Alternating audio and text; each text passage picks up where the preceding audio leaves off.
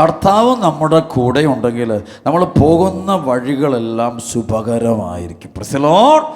ചെറുപ്പക്കാരൊക്കെ നിങ്ങൾ പഠിക്കാൻ പോകുന്നു, ജോലിക്ക് പോകുന്നു, ഒക്കെ ശുഭകരവും അനുഗ്രഹമായിട്ട് മാറും. കർത്താവ് കൂടെ ഉണ്ടെങ്കിൽ തിന്മയുടെ ശക്തികളും നമ്മളെ തൊടില്ല. സർവ്വടുത്ത് പറഞ്ഞ ഹല്ലേലൂയ. വേറെ ആരും കൂടെ ഉണ്ടെന്ന് വേണ്ട കാര്യമില്ല. ഈശോ മിശിഹ നമ്മുടെ കൂടെ ഉണ്ടെങ്കിൽ ഓരോ തിന്മയുടെ അരൂപികൾക്കും നമ്മളെ തൊടാനോ ആക്രമിക്കാനോ അടുക്കാനോ പറ്റില്ല. സർവ്വടുത്ത് പറഞ്ഞ ഹല്ലേലൂയ. കർത്താവ് നിനക്ക് സംരക്ഷണം. സങ്കീർത്തനം 91:1 എന്താണ്? അത്യുന്നതൻ്റെ സംരക്ഷണത്തിൽ വസിക്കുന്നവനും കർത്താവിൻ്റെ തണൽ കഴിയുന്നവൻ. സർവ്വത്തിൽ പറഞ്ഞ ഹല്ലേലൂയ.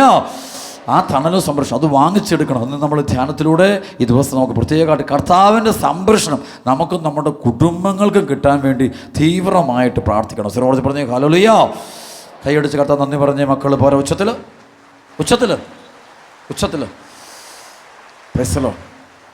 കുറേ 2-3 വർഷം മുമ്പ് ഒരു അനുഭവം. എനിക്ക് ബോംബെയിൽ നിന്ന് എനിക്ക് ഒരു നേഴ്സ് എന്നെ വിളിച്ച് അച്ഛൻ പ്രാർത്ഥിക്കണം. ശരിക്കും അവരുടെ പേരൻസിനെ എനിക്കറിയാവുന്ന. അപ്പോൾ അവരോടാണ് ഈ കൊച്ചു വിളിക്കുന്നത്. അപ്പോൾ കുഞ്ഞ് വിളിക്കുന്നതാണ്, അച്ഛൻ ഞാൻ വലിയ പ്രശ്നത്തിലാണ്. പ്രശ്നം ഇതാണ്, ഈ കൊച്ച് ഇവരെന്തോ അവിടെ ഒരു വീട് ഒരു 5-6 പിള്ളേർ ഒരുമിച്ച് ഒരു വീട് വാടകയ്ക്ക് എടുത്തിട്ട് അവിടെ താമസിച്ചുകൊണ്ടാണ് ഇവർ ജോലിക്ക് ഒരു ഹോസ്പിറ്റലിൽ വർക്ക് ചെയ്യാൻ പോകുന്നത്. പക്ഷേ ഈ കുട്ടി ഒരു ദിവസം പറഞ്ഞു, ഞാൻ എൻ്റെ വീട്ടിൽ നിന്ന് ഇറങ്ങി ഞാൻ പോകുന്ന വഴി ഒരു ചെറിയൊരു വഴി കൂടെ പോകുന്ന വഴിക്ക് ഒരു വണ്ടി ഇങ്ങനെ ഒരു കാറ് ഇങ്ങനെ കിടക്കണം. Price the lord. അപ്പോൾ ഇവൾക്കൊരു പേടി വന്നു, ഇവളെ വല്ലതും പിടിച്ചുകൊണ്ട് പോകാനാണ്. Price the Lord. അടുത്ത ദിവസം ഇവർ ജോലി കഴിഞ്ഞിട്ട് ഹോസ്പിറ്റലിൽ നിന്ന് ഇറങ്ങിയിട്ട് വേറൊരിടത്ത് നിൽക്കുമ്പോൾ ഇതേ കാർ അവിടെ വന്ന് പാർക്ക് ചെയ്തു. Praise the lord. അപ്പോൾ ആരാണെന്ന് മനസ്സിലാകുന്നില്ല, ആകെ പിടിച്ചു. Praise the lord. Praise the lord. സർവ്വത്തിൽ പറ ഹല്ലേലൂയ, ഹല്ലേലൂയ. യേശുവേ നന്ദി. വീണ്ടും അടുത്ത ദിവസം കുറച്ച് ദിവസം കഴിഞ്ഞപ്പോൾ ഒരു സൂപ്പർ മാർക്കറ്റ് കയറി എന്തോ സാധനങ്ങളൊക്കെ മേടിച്ചിട്ട് പുറത്തോട്ട് ഇറങ്ങി വരുമ്പോൾ ഇതേ നമ്പർ വണ്ടി ഒട്ടക്കിടക്കുന്നു. അത് സ്റ്റാർട്ട് ചെയ്തിട്ടിരിക്കുകയാണ്. അങ്ങനെ 3-4 അനുഭവം ഉണ്ടെങ്കിൽ പേടിച്ചു പോയി. 4-ാമത്തെ 5-ാമത്തെ പേടിച്ചത് കാറിക്കൊണ്ട് ഓടി. എന്നിട്ട് നേരെ വീട്ടിലോട്ട് വിളിച്ച് പറഞ്ഞു. അപ്പോൾ പേരൻസ് എന്നെ വിളിച്ചു, അച്ഛാ ഇന്നെ ഞങ്ങളുടെ മോൾ ആകെ തകർന്നിങ്ങനെ ഒരു പ്രശ്നത്തിലാണ്, അച്ഛനൊന്ന് വിളിച്ചൊന്ന് പ്രാർത്ഥിക്കണം. Praise the lord. സർവ്വത്തിൽ ഹല്ലേലൂയ. അപ്പോൾ കുഞ്ഞ് വിറയലോടെ എന്നെ വിളിച്ച് കാര്യങ്ങൾ ഇങ്ങോട്ട് പറയുക. അപ്പം ഞാൻ വെച്ചു, മോളെങ്ങനെയാണ് രാവിലെ പള്ളിയിൽ പോകുന്ന? Price the Lord. അല്ല ഈ ജോലിക്ക്. അച്ഛൻ എൻ്റെ കയ്യിൽ എപ്പോഴും ഒരു കൊന്തയുണ്ട്. Price the Lord. ഈ കൊന്ത കൊണ്ട് എൻ്റെ അമ്മ എനിക്ക് വർഷങ്ങൾക്ക് മുമ്പ് തന്നാണ്. ഇത് 21-22 വയസ്സുള്ള പ്രായമുള്ള കൊച്ചാണ്. ഈ കൊന്തയും ചൊല്ലിക്കൊണ്ട് ഞാൻ കുർബാന എല്ലാം എന്താ വെച്ചാൽ ഞാൻ ഞായറാഴ്ച കുർബാന മുടങ്ങാറില്ല. അടുത്ത ദിവസം എനിക്ക് ഓഫ് ടൈം ഒക്കെ കിട്ടി ഞാൻ പള്ളിയിൽ പോയി കുർബാനയ്ക്ക് ഞാൻ പോകും. ഞാൻ പ്രാർത്ഥിക്കുന്ന കൊച്ചാണ്. സർവ്വത്തിൽ പറയാം ഹല്ലേലൂയ. അപ്പോൾ ഈ കൊച്ചു പറയാണ്, അപ്പം ഞാൻ പറയുമ്പോൾ നമുക്ക് പ്രാർത്ഥിക്കും, ഈശ്വരൻ ഇത് പൈശാചിക ബന്ധം, ഇത് പൈശാചിക പീഡ, സാത്താൻ വരുന്നതാണ്, പലതരത്തിൽ വരുന്നത്. അപ്പോൾ ഞാൻ പറഞ്ഞു ഫോണിൽ കൂടെ കർത്താവായ യേശുവിനെ നാമത്തിൽ കൽപ്പിക്കുന്നു, ആരിലൂടെയാണോ ഈ കുഞ്ഞിനെ ആക്രമിക്കാനായിട്ട് വരുന്നത് യേശു അത് ബന്ധിക്കുന്നു, ബഹിഷ്കരിക്കുന്നു. പ്രസ്തോഷം. അപ്പോൾ കുഞ്ഞ് പറഞ്ഞു മതി വെച്ചാൽ, താങ്ക് യു വെച്ചാൽ, ഒത്തിരി നന്ദി പറഞ്ഞു. ഞാൻ പറഞ്ഞു നിൻ്റെ കയ്യിൽ ഹോളി വാട്ടർ അനമളിരിപ്പുണ്ടോ? ഉണ്ടോ വെച്ചാൽ അതെടുത്ത് ആ കുഞ്ഞ് മുഖമൊക്കെ ഒന്ന് തുടച്ചു വെള്ളം കുടിച്ചു. ഞാൻ പറഞ്ഞു ഈശോയ്ക്ക് നന്ദി പറഞ്ഞു. പേരൻസ് വിളിച്ചു അച്ഛ ഒത്തിരി നന്ദി. സിനിമ പറഞ്ഞേ ഹല്ലേലൂയ. പിന്നെ കുഞ്ഞ് പറയാണ്, പിന്നെ എനിക്ക് എൻ്റെ 1 വർഷം കൊണ്ട് കഴിഞ്ഞിട്ട് അണക്കരയിൽ പേരൻസിൻ്റെ കൂട്ടി വന്നപ്പോൾ എന്നോട് പറഞ്ഞു അച്ഛാ ഞാൻ അച്ഛനോട് സാക്ഷ്യം പറയാൻ വേണ്ടി പറയാം എന്നാണ്. അന്ന് അച്ഛൻ പ്രാർത്ഥിച്ചില്ലേ, പിന്നെ ആ തിന്മയുടെ ശക്തി എൻ്റെ അടുക്കൽ ഒരിക്കൽ പോലും വന്നിട്ടില്ല. Price the Lord. കർത്താവിൻ്റെ ആത്മാവ് എന്നെ അധികരമായിട്ട് സംരക്ഷിച്ചു. കൈയടിച്ച് കർത്താവ് നന്ദി പറഞ്ഞ മക്കളെ പോരാ. ഉച്ചത്തിൽ ജീവിതങ്ങളെ തകർക്കാൻ വേണ്ടിയ പല പൈശാചിക രൂപികളും വരും. പെൺകുട്ടികൾ ആൺകുട്ടികൾ ഓർത്തോണം, ജീവിതത്തിൽ സുഖം തരാമെന്ന് പറഞ്ഞാണ് പിശാചുകൾ വരാറുള്ളത്. ദുഃഖം തരാമെന്ന് പറഞ്ഞുകൊണ്ട് പിശാച് വരികയല്ല ഒരിക്കലും. അപ്പം അത് തിരിച്ചറിയാനുള്ള കൃപ വേണം. അവിടെ ശക്തമായ പ്രാർത്ഥനയില്ലെങ്കിൽ ആ കെണികളിൽ പോയി പെട്ടുപോകും. യേശുവേ നന്ദി. അടുത്തൊരു സാക്ഷ്യം ഞാൻ പറയാം. സാക്ഷ്യം പറയുമ്പോൾ സങ്കടമുള്ളൊരു സാക്ഷിയാണ് പറയാൻ, എനിക്ക് വിഷമമുള്ളൊരു സാക്ഷ്യം. എന്താ വെച്ചാൽ അങ്ങനെ സങ്കടം വരുന്ന സാക്ഷ്യവേദ അതാണ് കിട്ടിയുമെന്ന് നിങ്ങൾക്കത് മനസ്സിലാവും. Price the Lord. ഒരു ദിവസം ധ്യാനം നടക്കുന്ന ധ്യാനത്തിൻ്റെ രാത്രി ഞാനൊരു 9 മണിക്ക് പ്രാർത്ഥനയ്ക്കായിട്ട് സെൻറ്ററിൽ ധ്യാന സെൻറ്ററിലോട്ട് എത്തി. 4 മണിക്ക് ശുശ്രൂഷ തുടങ്ങി, രജിസ്ട്രേഷനൊക്കെ തുടങ്ങിയതാണ്. അപ്പോൾ എൻ്റെ കൂടെയുള്ള ഫിലിപ്പച്ചൻ അസിസ്റ്റൻ്റ് അച്ഛൻ എന്നോട് പറഞ്ഞു, അച്ഛാ ഒരു ഫാമിലി നിൽപ്പുണ്ട്, അവർ ധ്യാനം കൂടാൻ വേണ്ടി വന്ന അവിടുത്തെ സ്ത്രീ ആ മകൾക്ക് അവൾ ധ്യാനം കൂടാൻ പറ്റാതെ തിരിച്ചു പോവുകയാണ്. എന്താ പ്രശ്നം, അതിന് ക്യാൻസർ രോഗം. അച്ഛനൊന്ന് കണ്ട് സംസാരിച്ച് പ്രാർത്ഥിക്കാവോ? ഞാൻ പ്രാർത്ഥിക്കാൻ വെച്ചാൽ കുഴപ്പമില്ല, ഞാൻ പള്ളി കയറിയിട്ട് ഇറങ്ങുമ്പോഴേക്ക് പ്രാർത്ഥിച്ചേക്കാം. ഇപ്പോൾ രാത്രി ഒരു 9:30-10 മണിയാണ്. അപ്പോൾ ഞാൻ നോക്കുമ്പോൾ സംഭവം ഇതാണ്, ഒരു ഡോക്ടറാണ് ഇവരെ കൊണ്ടുവന്ന്. ശരിക്കും ദൂരേന്ന് വന്നതാണ്, ചെന്നൈയിൽ നിന്ന് അവർ വന്ന പ്രസിലോഷ്. ശരിക്കും പ്രശ്നം എന്താണെന്ന് വെച്ചാൽ ഈ പെങ്കൊച്ചിന് ഒരു 32 വയസ്സ് പ്രായമുള്ള ഇവക്ക്. ഇവളുടെ വലത് കാലിൻ്റെ മുട്ടിൻ്റെ ഉള്ളുവശത്ത് ട്യൂമറാണ്, വലിയ ട്യൂമർ. ഈ ട്യൂമർ പിടിച്ചിട്ട് അത് 1-2 ഓപ്പറേഷൻ ചെയ്ത് ഈ ട്യൂമർ റിമൂവ് ചെയ്തു.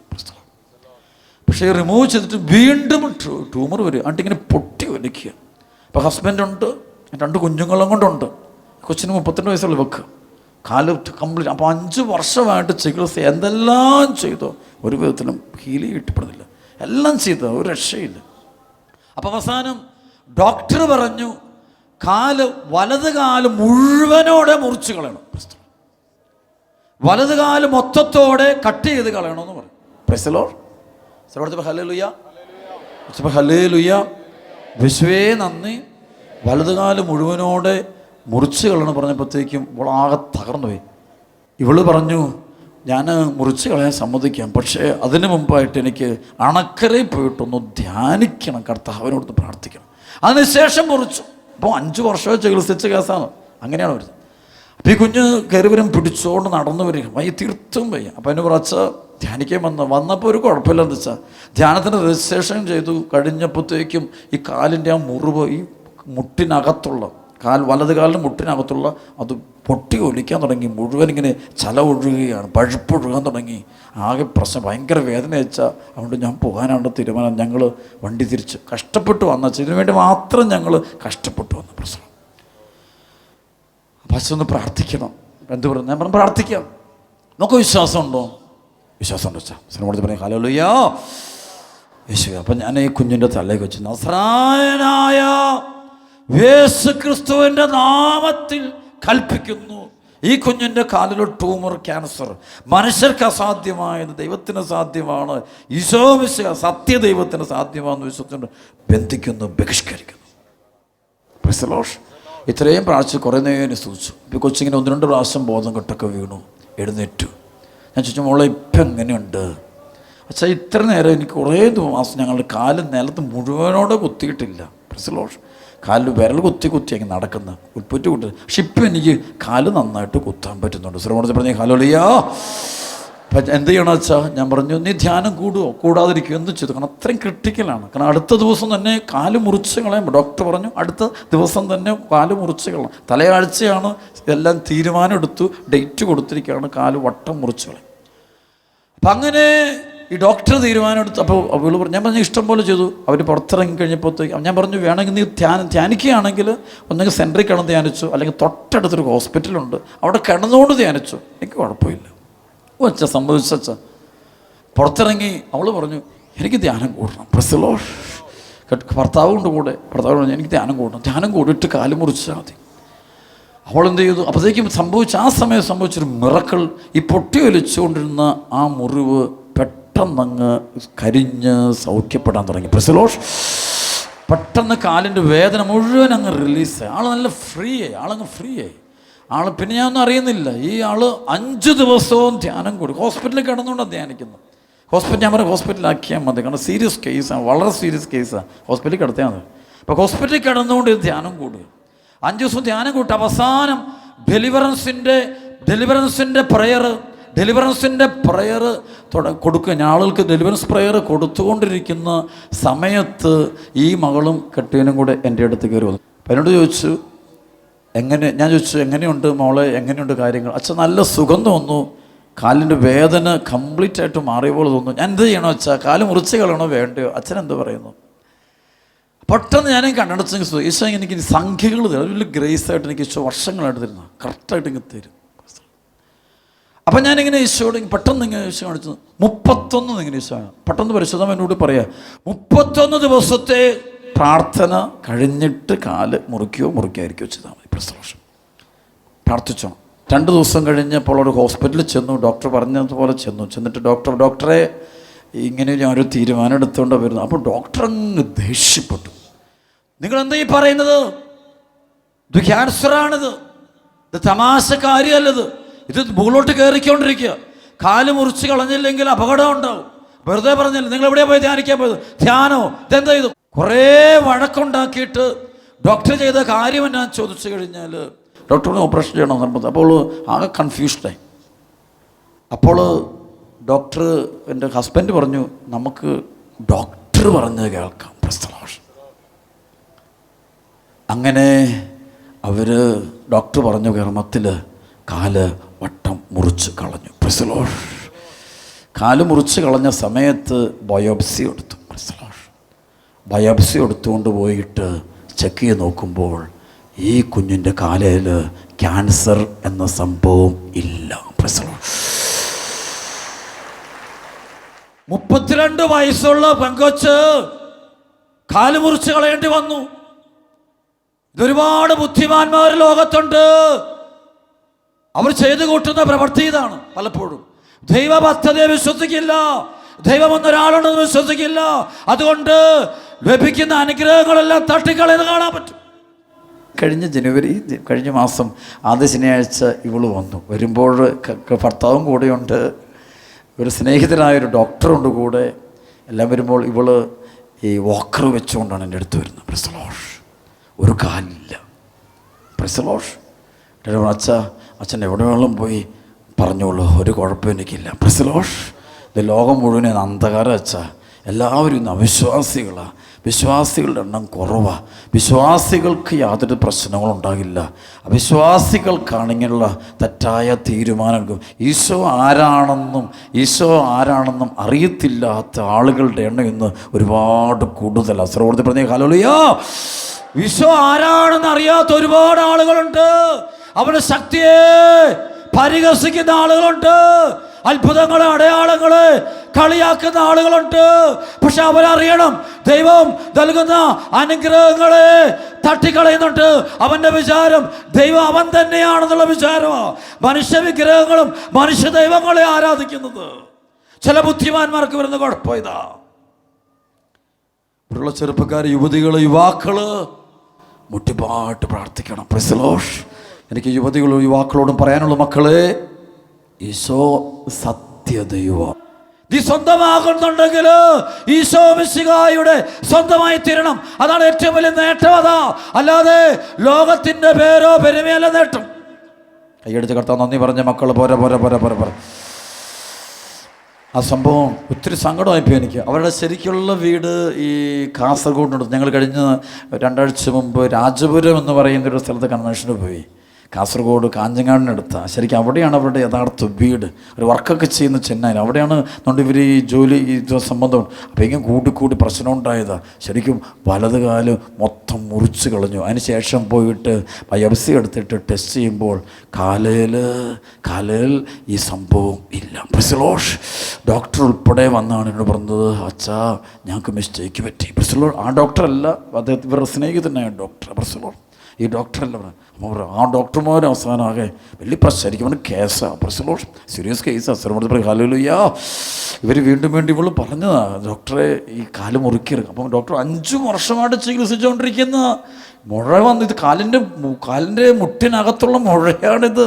ഇത് സീരിയസ് കേസാണ്, ഇത് പ്രശ്നമാണിത്. ശരിയാണ്, ഡോക്ടർ പറഞ്ഞ മുഴുവൻ സത്യമാണ്. പക്ഷെ ഇതിനിടയ്ക്ക് ഒരാൾ കയറി വരുമെന്നുള്ള കാര്യം അവരാരും വിശ്വസിക്കുന്നില്ല. അവരാരും വിശ്വസിക്കുന്നില്ല. ഇതിന് ദൈവമെന്നൊരാൾ കയറി വരുന്നൊരു സംഭവമുണ്ട്. ആ ഒരു സാന്നിധ്യത്തെ സംശയിക്കുന്ന ആൾ, അവരാണ് ഈ അപകടങ്ങളെല്ലാം വിതയ്ക്കുന്നത്. നമ്മുടെ ഇടയിലൊക്കെ അപകടങ്ങൾ വിതയ്ക്കുന്നത് യേശുക്രിസ്തു എന്ന വ്യക്തിയെ വിശ്വസിക്കാത്ത മക്കളാണ്. അവരെന്നും ജീവിക്കുന്ന ദൈവമാണെന്ന് അറിയാത്ത മക്കള്. വിളിക്കുന്ന ചെറുപ്പക്കാർ അച്ഛൻ കേൾക്കണം. ഈശോയിൽ നിങ്ങൾ വിശ്വസിക്കണം. ഈശോയെ ഉപേക്ഷിച്ച് ഒരിടത്തും പോയേക്കൽ. ചില പ്രേമബന്ധങ്ങളൊക്കെ കയറി പിടിക്കും. എൻ്റെ മക്കൾ പോയേക്കരുത്. അത് നിങ്ങളോർക്കും സുഖമെന്ന്. ഇന്ന് ഒരുപാട് പ്രശ്നങ്ങൾ ക്രിസ്തുവിനെ നമ്മൾ അറിവില്ലായ്മ. മക്കളെ, കുഞ്ഞുങ്ങൾ നമുക്ക് അറിഞ്ഞു എന്ന് പറയും. എന്നെ അറിഞ്ഞിട്ടാ? ഒന്നും അറിഞ്ഞിട്ടില്ല. അറിയാതെ അറിഞ്ഞു എന്നുള്ള ഭാവമാണ് നമുക്കുള്ളത്. ബൈബിളിൽ പറയുന്ന പോലെ 1 കൊറിന്തോസിൻ്റെ 15-ാമത്തെ അധ്യായത്തിൽ പൗലോസ് അപ്പോസ്തലൻ പറയുന്നൊരു വചനമുണ്ട്. 1 കൊറിന്തോസിൻ്റെ 15-ാം അധ്യായത്തിൻ്റെ 34. ചിലർക്ക് ദൈവത്തെ പറ്റി ഒരറിവുമില്ല.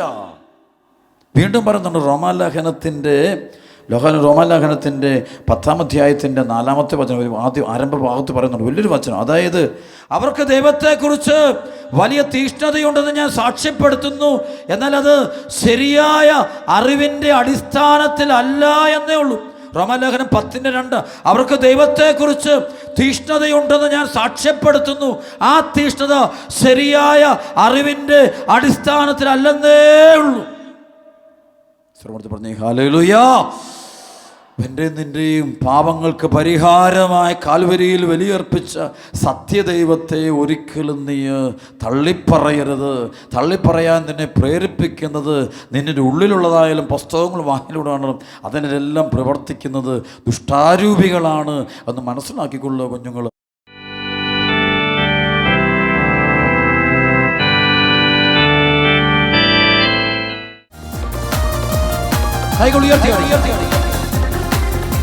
ആത്മാവേ, പരിശുദ്ധാത്മാവേ, പരിശുദ്ധാത്മാവേ,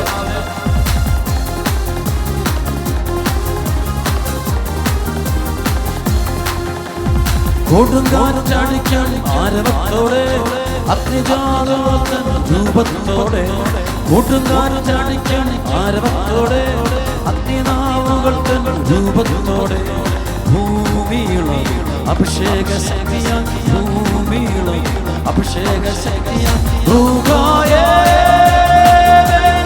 ആഗതനാഗണമേ, ൂഹായേ ആഗതനാഗണമേ. ഇത് പുതിയൊരു പെന്തക്കോസ്താദിനമാകട്ടെ, ഇത് അഭിഷേകത്തിൽ കാറ്റാൻ വീശട്ടെ. ഇത് പുതിയൊരു പെന്തക്കോസ്താദിനമാകട്ടെ, ഇത് അഭിഷേകത്തിൽ കാറ്റാൻ വീശട്ടെ. പുതുശക്തിയാൽ കൃപയുടെ നിറവാൽ പൂരിതരാകട്ടെ, പുതുശക്തിയാൽ പുത്തനുണർവാൽ കൃപയുടെ നിറവാൽ പൂരിതരാകട്ടെ.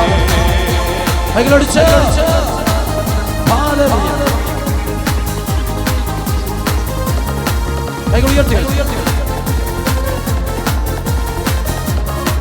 ഒറ്റ വിളിച്ചോയേ.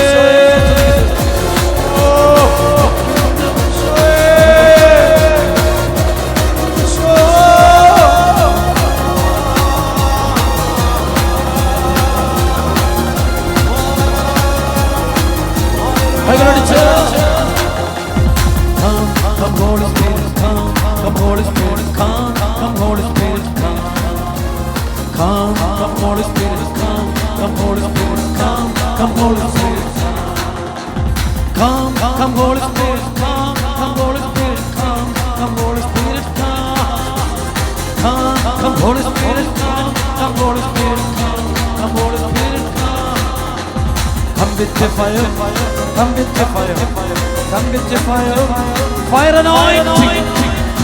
Come Holy Spirit, come Holy Spirit, come Holy Spirit, come Holy Spirit, come Holy Spirit, come Holy Spirit, come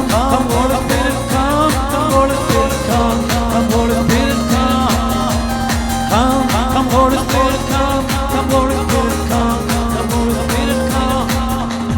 come with your deliverance, come with your deliverance, come with your deliverance, come with your deliverance. Come Holy Spirit, come Holy Spirit, come Holy Spirit. Whatever you show,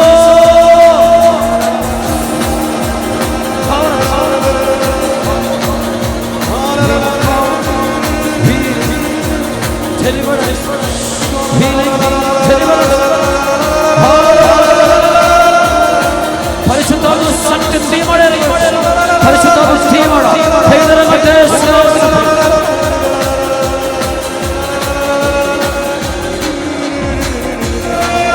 വിദേശത്തിന്റെ കുടുംബങ്ങളിൽ പ്രവർത്തിക്കുന്ന വ്യഭിചാര ദുർഭൂതങ്ങള്, പ്രേമത്തിന്റെ ദുർഭൂതങ്ങള്, മദ്യപാനത്തിന്റെ ദുർഭൂതങ്ങള്, സ്വവർഗരതിയുടെ ദുർഭൂതങ്ങള്, സ്വയംഭോഗത്തിന്റെ ദുർഭൂതങ്ങള്, blue ഫിലിമിന്റെ ദുർഭൂതങ്ങള്, അവിഹിത ബന്ധങ്ങള്, മദ്യപാനം, കഞ്ചാവ്, മയക്കുമരുന്ന്, ലഹരികള്, ഭഗവതിയുടെ തിന്മയുടെ രൂപികള്, ഇവിടെ പൈശാചിക ശക്തികളാൽ പീഡിപ്പിക്കപ്പെടുന്ന ആരെല്ലാം ഈ കൂട്ടായ്മയിലുണ്ടോ അവന്റെ മേലും അവളുടെ മേലുമുള്ള ആ തിന്മയുടെ അരൂപികളോട് ഞാൻ കൽപ്പിക്കുന്നു, എന്റെ കർത്താവായ യേശുവിന്റെ നാമത്തിൽ മത്തായി 12:28-29 1 യോഹന്നാൻ 3:8 യെശയ്യാ 27:22 ബന്ധിക്കുന്നു,